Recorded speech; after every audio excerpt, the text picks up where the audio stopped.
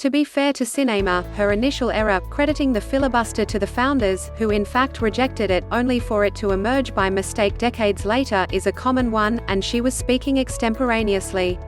Today, Sinema has a second shot to explain her thinking in a Washington Post op-ed. But her revised filibuster rationale, despite having the benefit of premeditated thought and editing, still relies on utterly false grounds. Sinema's central argument is captured in the headline, "We have more to lose than gain by ending the filibuster."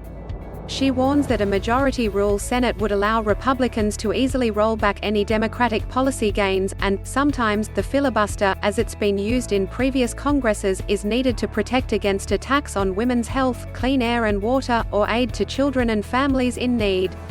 To those who want to eliminate the legislative filibuster to expand healthcare access or retirement benefits, would it be good for our country if we did, only to later see that legislation replaced by legislation dividing Medicaid into block grants, slashing earned Social Security and Medicare benefits, or defunding women's reproductive health services?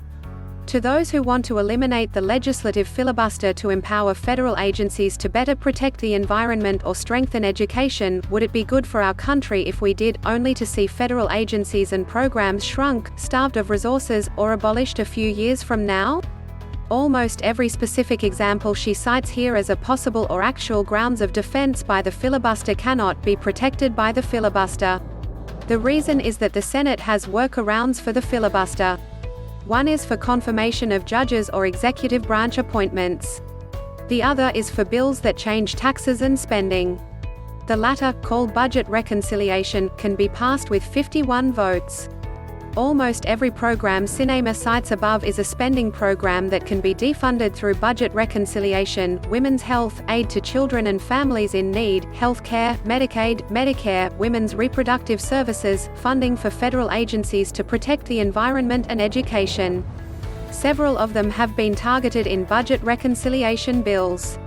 Budget reconciliation rules do exempt Social Security, an exemption that is itself yet another of the Senate's arcane, idiosyncratic distinctions that serve no logical purpose. Why should Social Security alone have a protection that, say, Medicare and Medicaid don't?